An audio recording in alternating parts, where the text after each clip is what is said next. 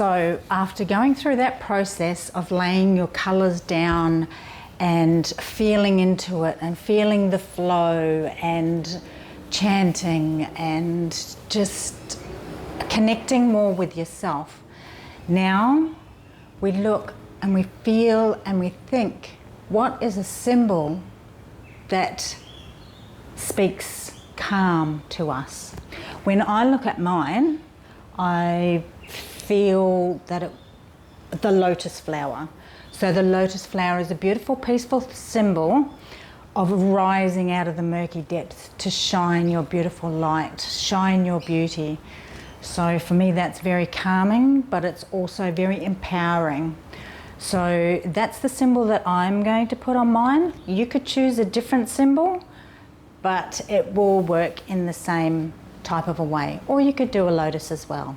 So let's get to putting our symbol onto the canvas. To begin with, I just start outlining the petals, probably a third of the way up, just so that there's space for the bottom petal. You can get reference photos or pictures and definitely use those. And then you just do the outline of whatever symbol that you're going to be doing.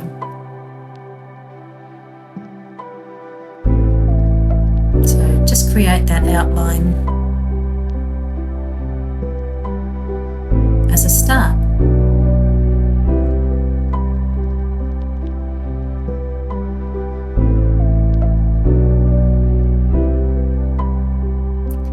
And you'll see here that I didn't quite like that petal, so I just wiped it off and did it again. That's the beauty with acrylics, is that you can wipe them off while they're still dry, or you can paint over them. So there's really no mistakes. I started out with a pink, so I used the colours that I had used in my background, and here I've sort of started to, because it's a light colour, I've sort of started to try and put it on the areas that I thought would be on the edges, like standing out.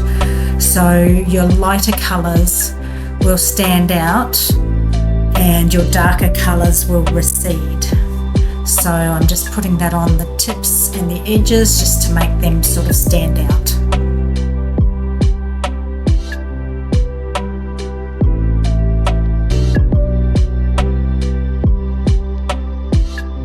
And then I go in with a blue, that's a turquoise, that was I used in the background, and I'm sort of putting it in the darker parts but also in the mid parts. So for me, I sort of feel like it's a bit of a mid-range type of a colour. You could also use it as a light, but compared to the pink, I felt like it was sort of more of a middle tone. So I just put that in the, I guess you would call it, middle areas.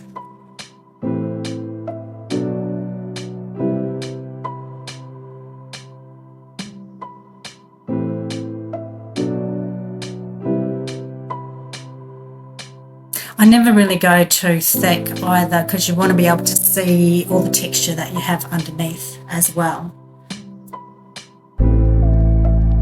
And now I go in with the darker purple into the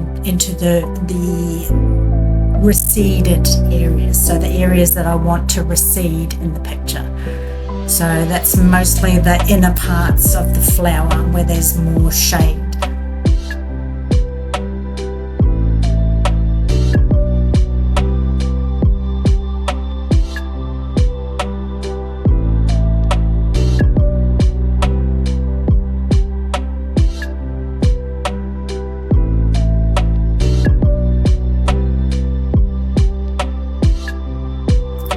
And when you're doing that, like, you can do the lines and then whisper them in so that they blend with the other colour. You can do that with your brush or with your fingers.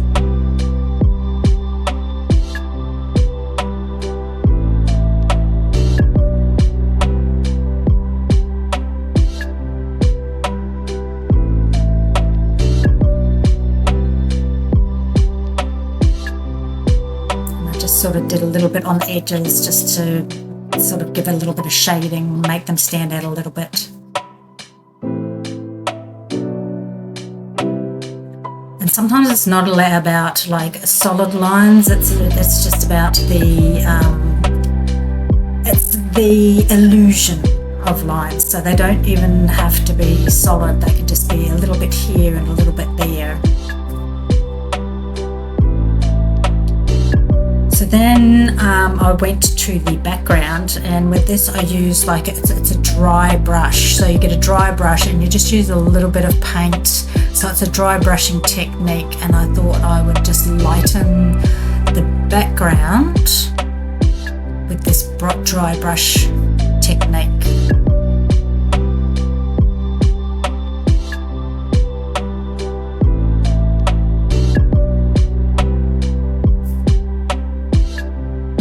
And then I sort of decided it was too light, so I started to go in more with the darker purple. So once again, so the background recedes and so the flower stands out more. So just darkening the background, and I did the darkening just sort of in layers, so just a small amount so that the background would still show through. And also, if you paint along the sides of your canvas as well, it just helps that the colours to wrap around your canvas when it's on the wall. Just sort of makes it more whole rather than having a white strip around it.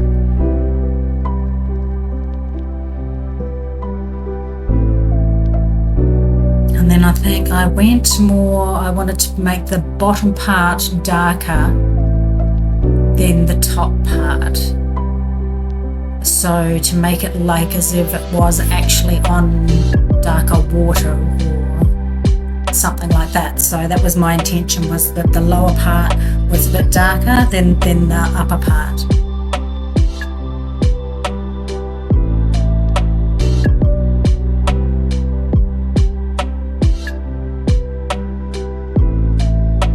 A lot of the time it's just sort of playing around and just experimenting, see what you like, see what you don't like, because you can always go over it.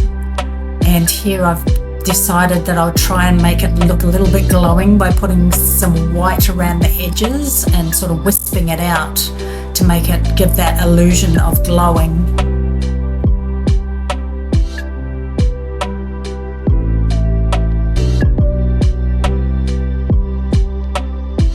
And then you can sort of go in and just put any little finer details that you wanted. I put a little bit of like a dark blue just to bring those shadowy, darker areas out just a little bit.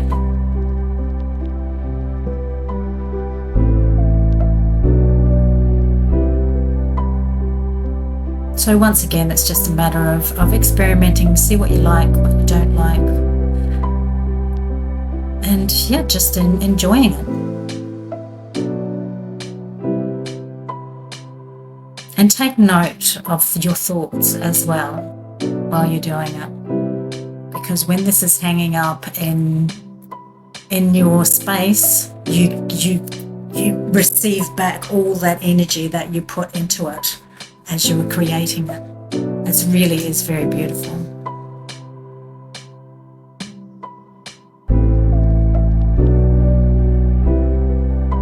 And there I was just lightening the tips.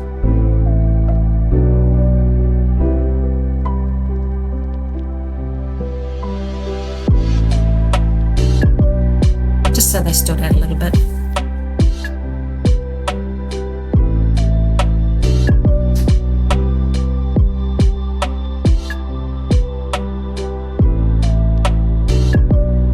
And my little dots. I love to put these little dots on it. It's a really celestial feeling for me. So in a lot of my paintings and pictures, I put these little dots everywhere. And you can put any type of decorations or dots, spots, or whatever you like on it. So I hope you enjoyed creating your inner piece.